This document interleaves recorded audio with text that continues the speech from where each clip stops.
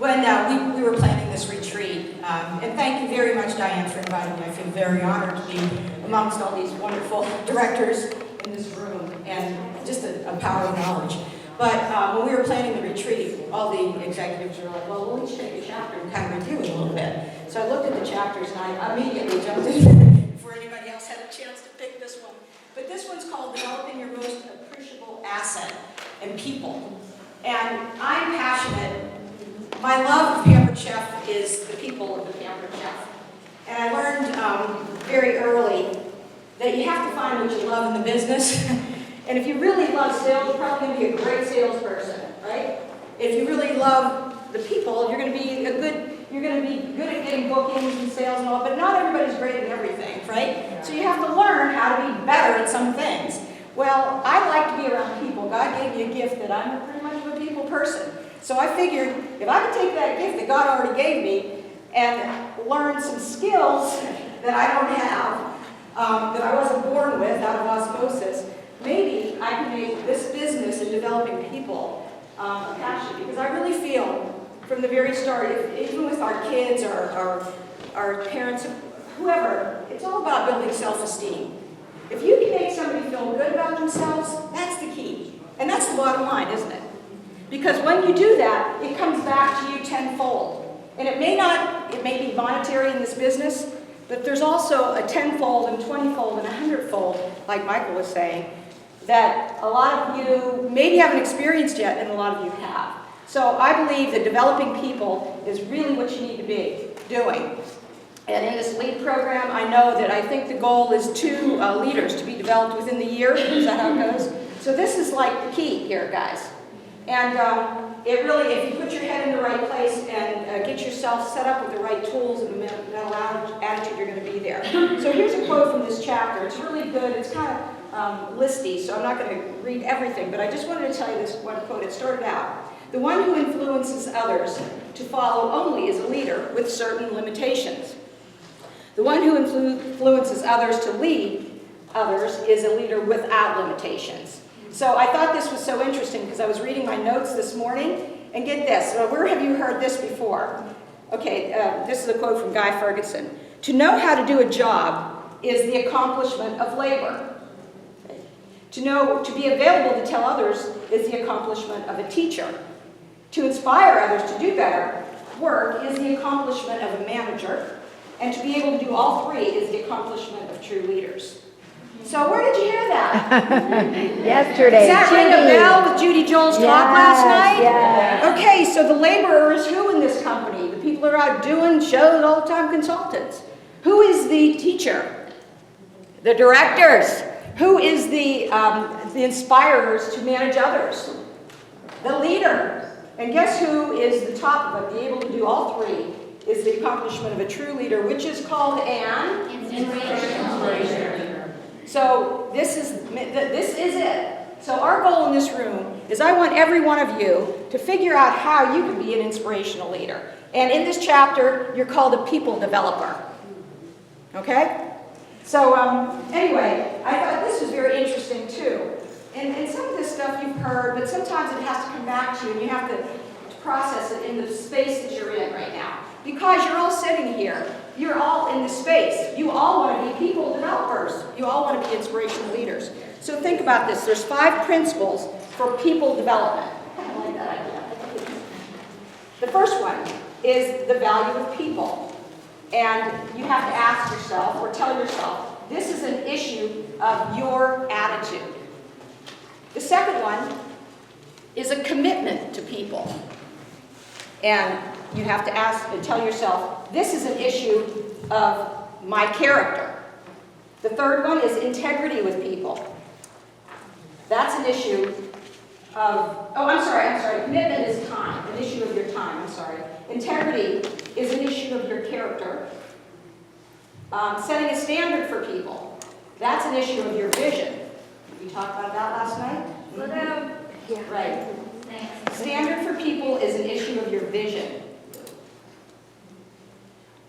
And then the last one, the highest level, influence over people, is an issue of your leadership.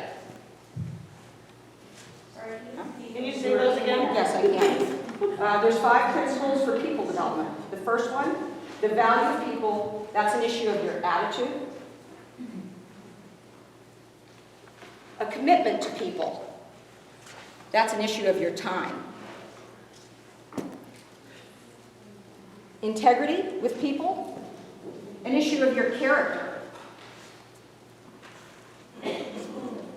Setting standards for people, that's an issue of your vision. And influence over people, that's an issue of your leadership. Very powerful. So, John Maxwell comes up with the idea there's 3 areas which these successful people developers, i.e. inspirational leaders, are different from those that are not successful in doing this. And it's very simple. It's very simple. 3 simple things. The first one is you have to make the right assumptions about people. That's the first one. I'll tell you what they are, and then we'll go over it just a little bit. The second one is you have to ask the right questions about people. And then the third one is that you have to give the right help, the right assistance to people. Okay? So let's look at this assumption. Make the right assumptions about people. Just think about the people that come into your team. Are you judging them right away? Do you have assumption? Oh boy, I don't know about this one. I don't think I'm going to put much time in there. Okay? You know what I'm saying? Or, oh wow, this person's going to be awesome. They're great speakers or whatever. And it's like, you think they're awesome and you're putting all your time and they're not going anywhere. So the idea is that if you have negative assumptions about people, that's going to result in a negative leadership of them. Right off the bat. If you have a positive feeling about them and positive assumptions, that's going to stimulate a positive leadership with them. So the bottom line is that you've got to figure out how you make people feel very valued right away when they join your team, right from the start. And make them feel worthwhile. That's the first thing. If people feel, if they like you, if you have them, I think it's that book, Becoming a Person of Influence, I think that's a John Maxwell too, isn't it? Mm-hmm. Yeah. It's a heady, reedy book, but man, it makes a big punch. That it's a really, really good book. So that kind of, it's like talking about bringing people into your circle. Who wants to be around you? That's what this is. People want to be around people that make them feel good. So that's the first one. Increase their self-esteem. Tell them, how wonderful they are, that they're giving this business a try. I see in you, I see you're a great cook. And whatever you see in them, that's heartfelt. And it doesn't have to be heavy duty, but just something true. So that there's a positive interaction with people right away. The other thing is everyone needs to respond to encouragement. I like how this is. Encouragement is the oxygen to the soul. Because people tend to become what the most important people in their lives think they will become. Oh my heavens. I'll read that one again. People tend to become what the most important people in their lives think they'll become. Wow. Ooh, yeah. I like that. Isn't that good? So think about that to the people that you love. It could be your children, your sisters or brothers, your consultants. They will become what you really believe in them. I love this one. This is another one under making people, assuming about people. People buy into the leader before they buy into his or her leadership. Oh. Ooh, ouch. So, people, and this is a statement, you all heard it before, and I think this is probably the most impactful statement of all, is people do not care how much you know until they know how much you care. So how are you starting that conversation with those people? If you're doing that 72-hour strong start, are you ignoring the food, F-O-O-D? Do you guys all know what I'm talking about? Getting to know the person. And the D is the most important. Okay, Diana, so now that I know a little bit about you, which would be, make your heart sing, when this business is going to work for you? Yeah, explain what that is. Food. Oh, they don't know the food. Okay, sorry. Okay, food, it's just a little, thanks, Marie, acronym. Food is family. O is occupation. The other O is your outside interests, what do you do? And D is your dreams and your goals. So that is critical. Because what I find that when you get new consultants on your team, or whether you're helping somebody else develop consultants under your team, That personal connection, and I'm not talking doing an email either, guys. I'm talking about face-to-face or phone-to-phone, because you get the feel. And that D is critical, because it's the D that will make them want to talk to you again. Right? So it's like, Diana, what is it that would make your heart sing that this could do for you in your business? You already know she has some children and she wants to pay off college debt. And then dig in there. Spend some time on the D and ask her the right questions and let her dream and feel good about herself, so when she hangs up that phone, she's on fire. So that's really make the right assumptions, because I believe everybody comes into this business. I kind of look at, I don't know if this is right or wrong, but this is kind of how I done my business. I look at it as racehorses. They're all lined up in a racetrack. The door opens. They all have the same door. They all have the same racetrack. And they're all coming out the same, we all have the same kit. They're all coming out. They get the same from me. All of them get the same from me. And it's how you're going to run the race, on where you're going to get the time, who's going to spend the time with you. So you better give everybody a good race to start with. So if that's something that you're lacking in, not getting them started strong, you're missing your best asset, because that's where you develop the directors. And if you don't have any directors, I mean, if you have a team of 10, and I know some of you are probably brand new directors, and you're saying, oh, I have 10 people and 4 of them aren't doing anything. We're all there. We know what that feels like. But that's where you start. That's why you get more recruits. Ellington is the master of the widget. We're going to talk about that. But it's those people, those very new people. If you don't have them, you dig into the D, guys. That's it. You dig into that dream and make them know that you care about them and feel about them. Now, you just can't say, oh, I care, and then off to your very merry way, because that doesn't work either. That's not genuine. That's not heartfelt. So anyway, the next thing I wanted to tell you a little bit about is that people really don't know how to be successful. So they think that luck, most think that luck is luck, but it's actually the result of planning. And that happens with the being prepared and the opportunity to meet that preparation.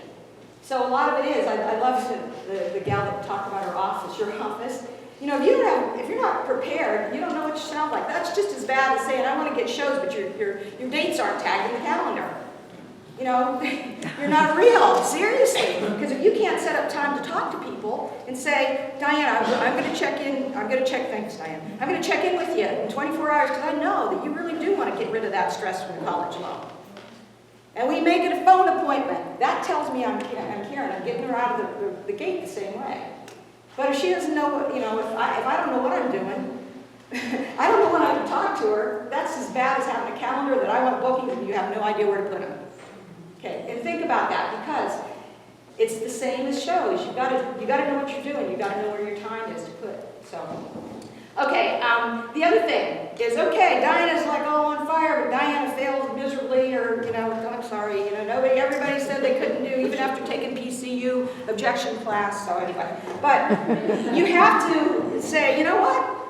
That's great. Now we know what not to do. Let's turn the page and look at today and what we're going to do tomorrow, okay? So you've got to take, and that's everybody in this room, whether it's just a little thing on bookings, or whether you've gone through a divorce, or whether you've gone through breast cancer, or whatever it is, you've got to take today where it's at, today, and not keep on reflecting on the past. And if your consultants are doing that to you, you need to bring them into present now, and say, you know what, we learned from the past, but today is where we're looking. Let's turn the page, and this is where I want to work with you, not the past. So are you willing to do that? Are you willing to do that? And you ask the question.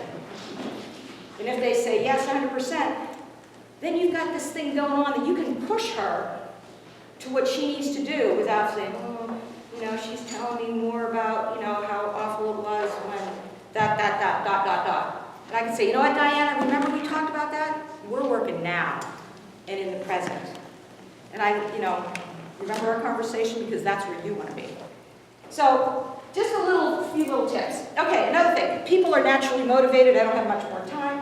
The secret of motivation is really creating an environment which people are free to influence that motivation. So, oh my gosh, team meetings. We got it. We've got it. This retreat right here. This is where you need to be. Goal participation. People need to have a goal. We talked a lot about that yesterday. This is wonderful. They have to buy into the team goal. see your vision so that they can have a vision themselves. And I love this one too, and I was telling Judy, because this is kind of, I didn't really realize this, but it's true. You know those people in your team that just kind of go and do something, they run with it, they're like independent contractors, and they go take the station show, the salad show, and they do it, and they're sticking it out all over the place, and you're going, whoa, hey, this is crazy, it's not the way I want to do it, you know what I mean? Well, those people are called positive distraction. Dissatisfied people are highly motivated people, for they see that they need change immediately, and they jump on it. Is that a good thing? Yeah. Your job as a leader is to act on that good thing that she has. Patty, you got, oh my gosh, girl, you're doing it good. Let's talk so that we can really rein this in and so we can make it, you know, perfect for our whole team. So that I'm giving her positive feedback, but yet I'm kind of looking at the whole thing so she's not running renegade somewhere doing something, you know what I'm saying? So you want those positive distractions. Those are really good people to work with, but you have to lead them to benefit the energy of the whole team. Of course, recognition. We all know that. It's a way of giving thanks. But it's not what you give, it's how you give it. And even more importantly, it's how the people around them are seeing you get it. Because their reflection to their opinion of themselves to that person is different then all of a sudden. So it's not only about you and Diana and I, it's also about Diana and Donna. And how Donna's seeing Diana, because then Donna can say, oh my gosh, Diana, you're a brand new director and you did it in 5 months. I don't know how you did that. I'm so proud of you. Now I'm going to use you as an inspiration for my team. That's recognition. You see? So it's not given, it's what you say from your heart. It's sincere. Another thing, clear expectations. People are motivated when they know exactly what they're to do and have the confidence to do it successfully, i.e. don't micromanage them, but give them a time frame of what you need them to do, and a little bit about what you want to do. Okay, I'm not done, right? Here's a good one. PC University. That is an awesome tool. I'm all about it. I love it because it makes our job so much easier because you can send them there. So, have you guys, every one of you, be honest, gone through every one of those classes in PC University and knew all the resources? Anybody? Yay, good. There's Eileen, positive. I love her. I mean, guess what she's going to be doing at my retreat? So we have Diana over here. I don't know how to get bookings. You know what, Diana? There's this great thing on PC University. You go on that, and I want you to take it. At our next team meeting, I want to show you off, and I want you to tell us what you learned. It doesn't have to be any big deal. It's we can just sit around the table, just tell us a few things that you like. So anyway, that's a big deal for recognition, that it's clear expectations. It's only 2 minutes, so don't get all flipped out. But maybe 3 things that you really like.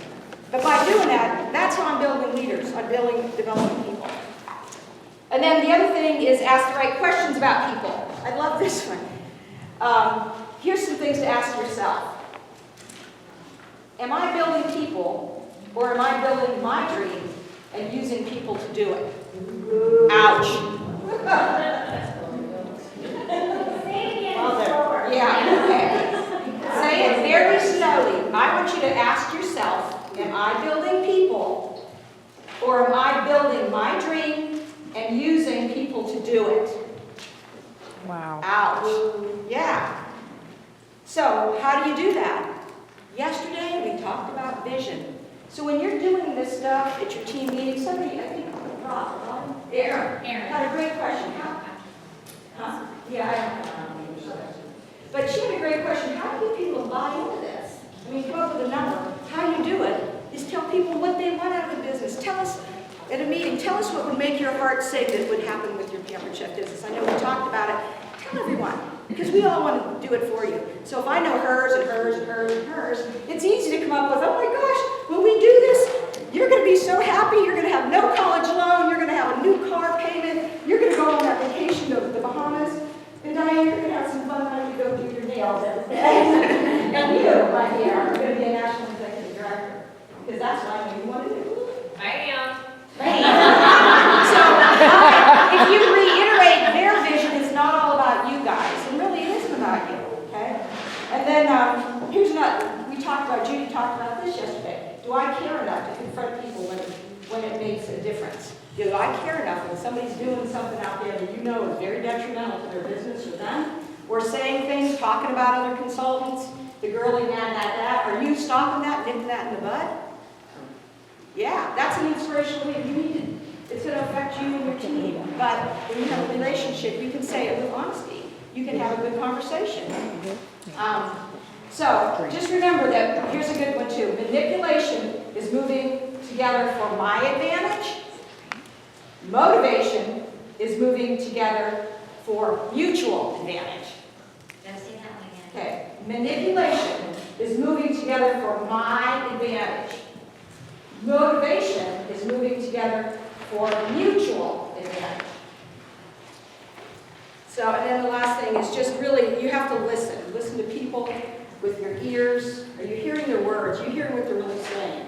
Are you a good listener? Are you trying to overshoot them? Oh yeah, like, oh yeah, I had a great show. Mine was really good too last night. Or, oh yeah, I just signed a new consultant. Oh, I did, it's not about you. They don't care about you until you care enough about them. And then the last thing is make sure that you look for the strengths of people, where they're, oops, hang on for a minute, I'm on the wrong page here, girls.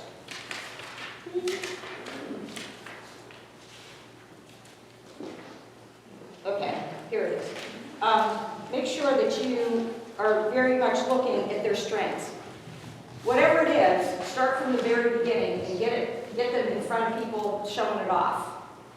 I mean, if they're a good cook, have them cook at the meeting. If they're good at, if you have a new consultant, here's the way to develop somebody right away. Have them on your show. And you see that new consultant is interacting nicely with the people. Good personal, good people skills. Tell her that, Diana, you got great people skills. I saw you do what a lot of new consultants never do. Okay? This is how you make her feel good. And then have her use that skill at the meeting. So, therefore, would you mind just being a greeter at our meeting and introducing everybody? Because I see in you skills that would make a great leader. And those people skills that you have, we really need that. Okay? So, anyway, and then there's just 7 principles, really quickly, that I thought were very good. And then I'm going to close with the lean Chinese proverb that really hits home. So, the 7 people development principles. And again, you can substitute people development with inspirational leaders. People development takes time. It doesn't happen overnight. People skills are essential for success. If you struggle with that, take some personal development classes. None of us at the higher levels of this business got here because of osmosis. We probably yelled at our kids, yelled at our consultants, yelled at ourselves, knocked ourselves down. But you have to take classes or read inspirational books or motivational books or self-improvement books to figure out where your strengths is and where you need to sharpen up. Be a model that others can follow. Lead by looking into their eyes. Care for your people. You have to care for them before you can develop them. And be on the lookout for opportunities to build people up. Whatever you see in them, let them know it immediately. And then the chapters is really the greatest potential for growth of a company is the growth of its people. And just quickly, as you see people, and as I know a lot of you have felt this. How many of you have ever promoted a director or saw somebody walk across stage like you had a part of that? Put your hand up. A part of it. Put your hands on high. If you promoted a director or worked individually with a person that walked across the stage. How did you feel, guys?